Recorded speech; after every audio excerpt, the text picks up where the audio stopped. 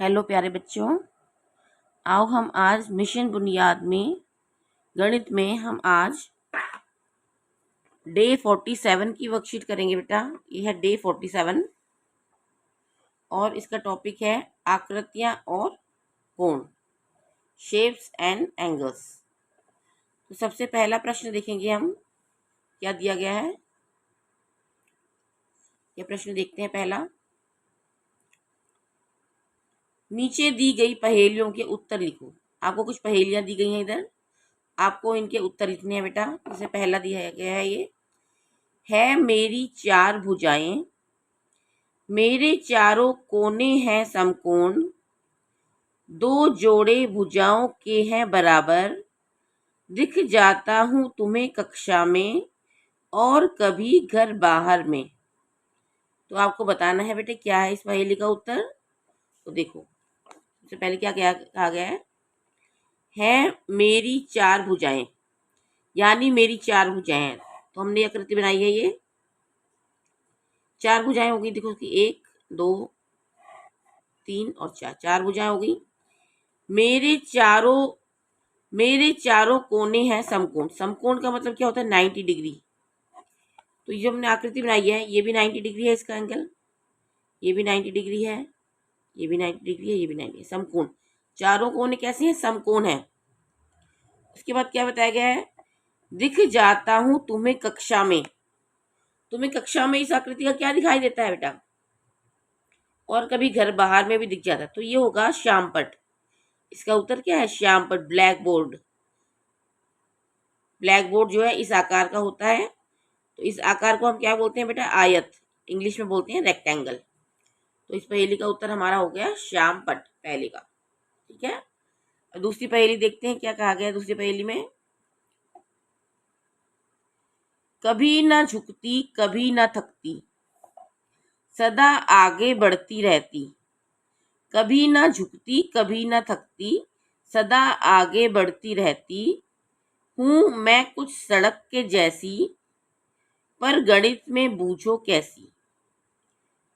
तो इसमें बताया गया है कौन सी ऐसी चीज है जो ना कभी झुकती है ना कभी थकती है और हमेशा आगे ही बढ़ती रहती है, कुछ सड़क के जैसे है। गणित में तुम्हें बताना है क्या है। तो इसका आंसर होगा बेटा समांतर रेखाएं, पैरेलल लाइंस। समांतर रेखाएं कौन सी होती हैं? देखो हमने यहाँ बना के दिखा रखी है आपको। ऐसी रेखाएं जो कभी आपस में मिलती नहीं है। हम आगे इनको कितना भी बढ़ा दें, चाहे इधर बढ़ा दें चाहे हम इधर बढ़ा दें, इनको कभी भी मिलेंगी नहीं। इनके बीच की जो दूरी होती है, ये दूरी बराबर रहती है। यहाँ भी उतनी ही होगी, यहाँ भी उतनी ही होगी, बराबर रहेगी। कभी भी ये जो है मिलेंगी नहीं। तो हूं मैं कुछ सड़क के जैसे। तो इसका आंसर होगा समांतर रेखाएं, इंग्लिश में बोलते हैं पैरेलल लाइंस। कभी भी मिलती नहीं है, बिल्कुल बराबर डिस्टेंस चलता रहता है इनके अंदर और आगे बढ़ती रहती हैं।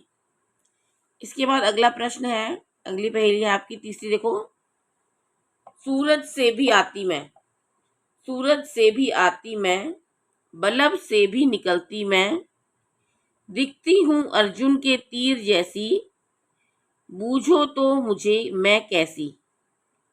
तो सूरज से भी आती हूँ मैं और बल्ब से भी निकलती हूँ। तो सूरज से क्या आती है? किरण, किरण आती है ना। बल्ब से भी रोशनी की किरण आती है। कैसी दिखती हूँ? अर्जुन के तीर जैसी। तो यहाँ देखो हमने तीर जैसे बना रखी है, ये तीर बना रखा है। ऐसी दिखती हूँ कुछ। बूझो तो मैं कौन हूँ, मेरा नाम बताओ। तो इसका नाम होगा बेटे किरण। इंग्लिश में हम बोलते हैं रेस को।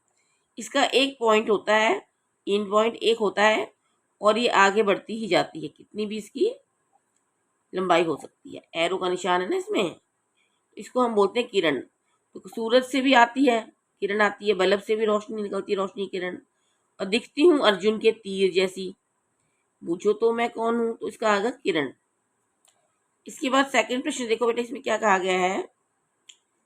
नीचे दिए गए बिंदुओं को क्रम से मिलाएं, देखें आपको कैसी आकृति मिलती है, फिर इसमें रंग बने।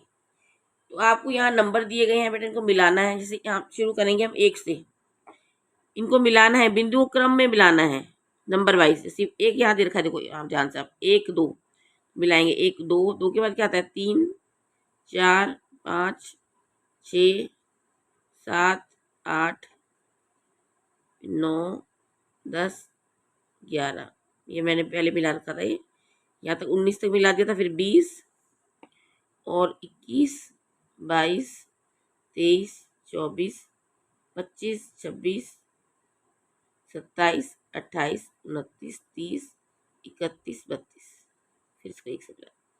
देखो क्या बन गई, ये गुड़िया बन गई ना आकृति। तो आपको इसमें क्या करना है, रंग भरना है।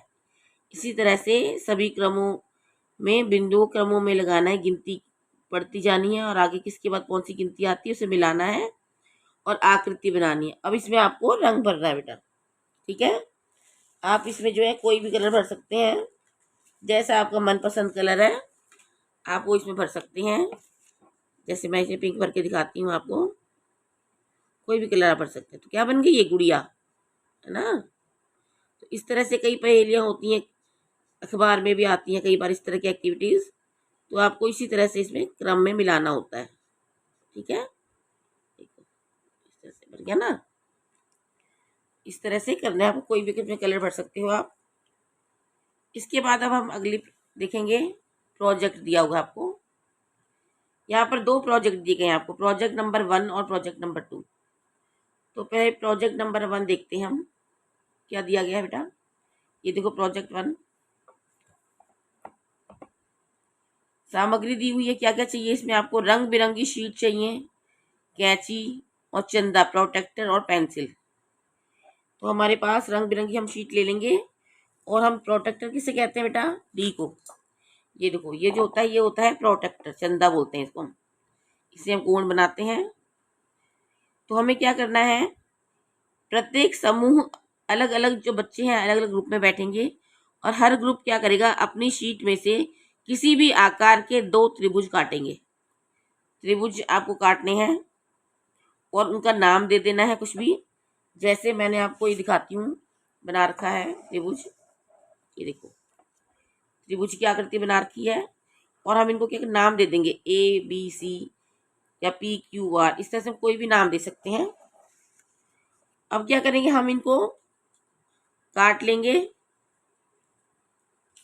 इसको हमने काट लिया, ये काट लिया हमने ये। अब क्या करना है आपको, प्रत्येक शीर्ष पर चंदा रखकर कोण को माप कर लिखें। तो आपको क्या करना है, जैसे मैं समझाती हूँ फिर आप बनाना। जैसे ये है, तो ये प्रोटेक्टर होता है। आपको क्या करना है, इनके एंगल्स नापने हैं सभी के। तो हम किस तरह नापते हैं बेटा, ये हमारे पे डी होती है, इस तरह से ये जो पॉइंट होता है इसको हम रखते हैं पॉइंट पर। यहाँ पर हमने रखा जैसे ये देखो ऐसे रखेंगे तो कितने पे आ रहा है, देखो 70 पे। नीचे वाले देखेंगे इसमें हम, क्योंकि एक्यूट एंगल है, देखो ये 70, कितना कोण आ गया, ये 70 डिग्री, इस तरह लिखते हैं हम। इसके बाद हम इसको नापेंगे, जैसे बिल्कुल कोने पे रखेंगे।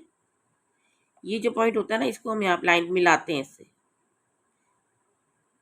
अब देखो कितना आ रहा है, 60, ये कितना आ गया, 60 डिग्री। इसी तरह से अब हम इसको नापेंगे, तो हम इसको यहाँ पर रखेंगे, इस पॉइंट पर ऐसे रखेंगे, बिल्कुल लाइन के ऊपर, देखो ऐसे। ये कितना आ रहा है, देखो 50। तो ये आ गया हमारा 50 डिग्री का कोण बन गया। इसी तरह से हम इनको नापेंगे। तो हमें क्या करना है, अब प्रत्येक शीर्ष पर, शीर्ष माने कोनों पर, ये कोने हैं ना, ये शीर्ष है, एक ये शीर्ष हो गया, एक ये हो गया, एक ये हो गया, ये शीर्ष है। तो इन पर हमने चंदा रख दिया, इसको चंदा बोलते हैं। कोण को माप कर लिखे, हमने कोण माप कर लिख दिए हैं।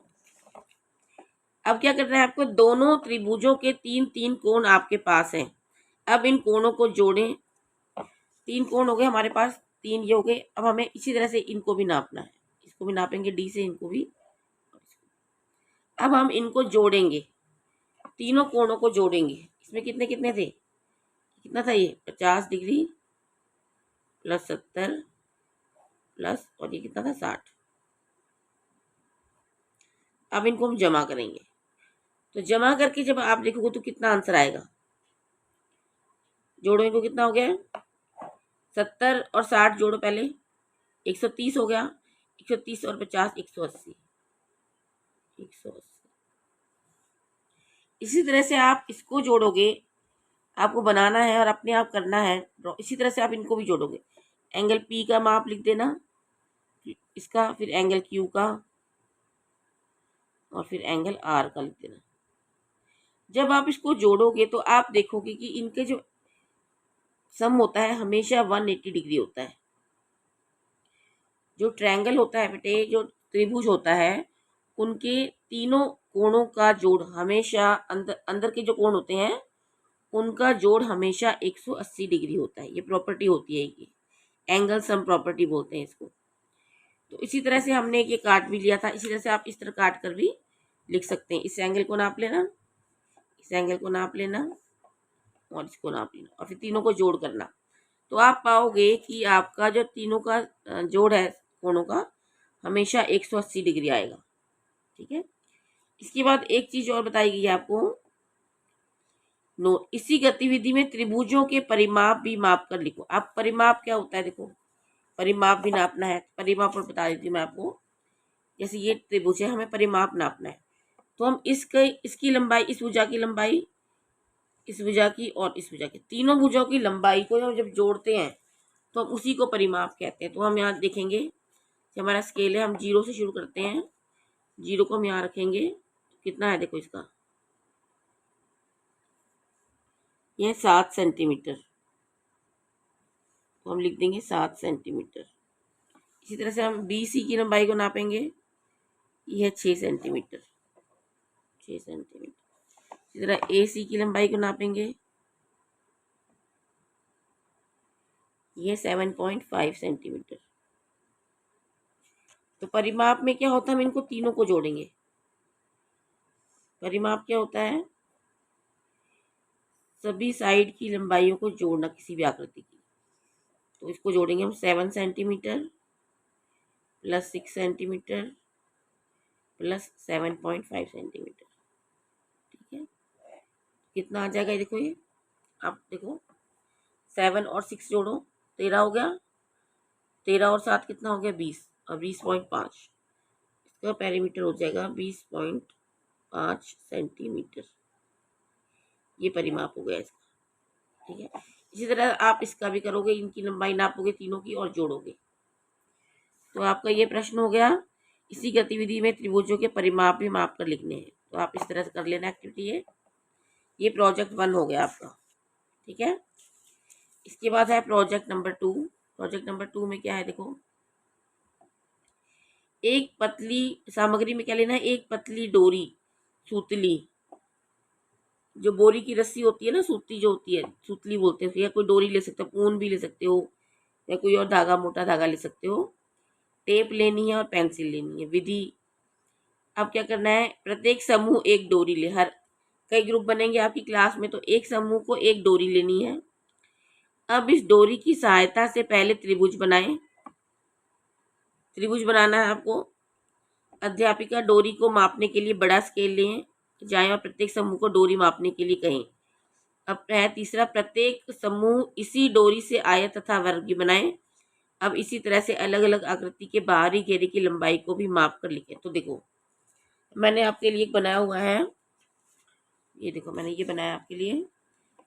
मेरे पास सूतली तो थी नहीं, तो मैंने ये धागा ले लिया था, पूजा के लिए होता धागा, ये ले लिया था।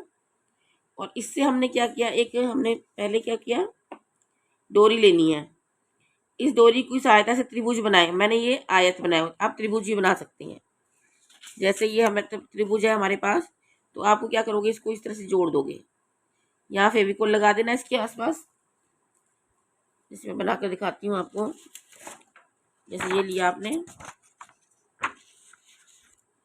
तो आप क्या करोगे, इधर इस तरह से वो लगा देना, या टेप से भी लगा सकते हो, मेरे पास फेविकोल है, ऐसे। और चारों तीनों तरफ लगा देना आप इस तरह से, ये गोंद इसमें किनारे किनारों पे। और फिर क्या करना है आपको, इसको ये लेनी है डोरी, और इस तरह से आपको पेस्ट करना है, चिपकाना है इसके ऊपर। होगी नहीं, अब इस तरह से इसको इस लाइन पे चिपका दो। ठीक है, इसके बाद इसको मोड़ कर आप इस तरह से चिपका दो।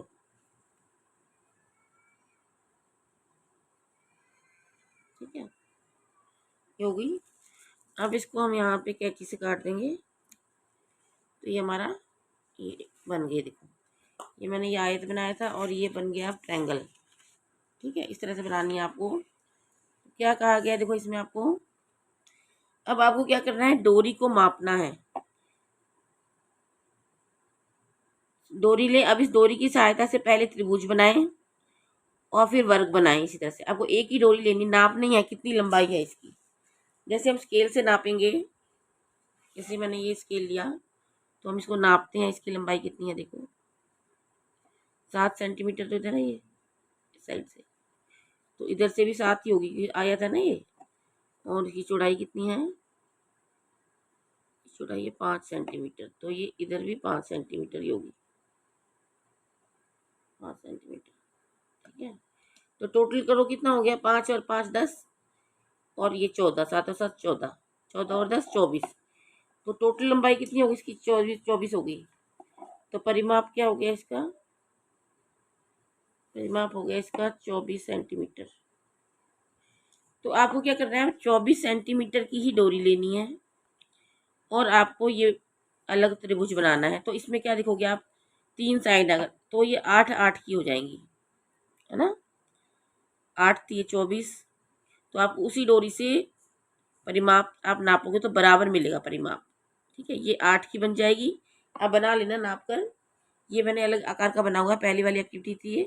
तो आप 8 8 सेंटीमीटर का वो बना लेना त्रिभुज एक। जैसे 8 है ये, नीचे से 8 ले लेना,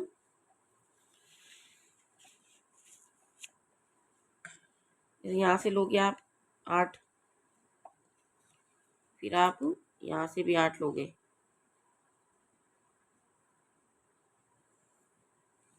और यहाँ भी आप 8 लोगे। भाई एडजस्ट कर लेना आप। इस तरह से बनाओगे आप तो ये 8 8 8 24 हो जाएगा। तो ये जो धागा है आपका, ये भी कितना था, 24 सेंटीमीटर था, तो ये भी 24 आ जाएगा। तो इस तरह से आपको ये एक्टिविटी करनी है। तो आपको आयत बनाना है, फिर वर्ग भी बनाना है। वर्ग में क्या होगा, ये चारों साइड बराबर हो जाएंगी। इसमें अलग अलग है ना, इसमें देखो आमने सामने की बराबर है, 5 5 7 7। उसमें क्या होगा, या तो चारों बराबर होंगी, चारों भुजाओं की लंबाई बराबर होगी, उसको वर्ग कहते हैं हम। तो आपको वर्ग भी बनाना है। और इसी तरह से अलग अलग आकृति के बाहरी घेरे की लंबाई को मापकर परिमाप भी लिखना है। जैसे हमने परिमाप लिखा था ना, इसमें इसमें कितना सा परिमाप, 24 सेंटीमीटर। तो इस तरह से आपको ये बेटा एक्टिविटी करनी है। आशा करती हूँ आपको समझ आ गया होगा, ये वर्कशीट समझ आई होगी, आकृतियाँ और कोण। अगर फिर भी कोई आपको डाउट है तो आप कमेंट बॉक्स में ज़रूर बताएं। और आप प्रोट्रैक्टर का डी का प्रयोग करना भी सीखें बेटा, किस तरह एंगल्स बनते हैं, और स्केल का किस तरह स्केल से नापा जाता है, इसकी भी अच्छी तरह प्रैक्टिस करें।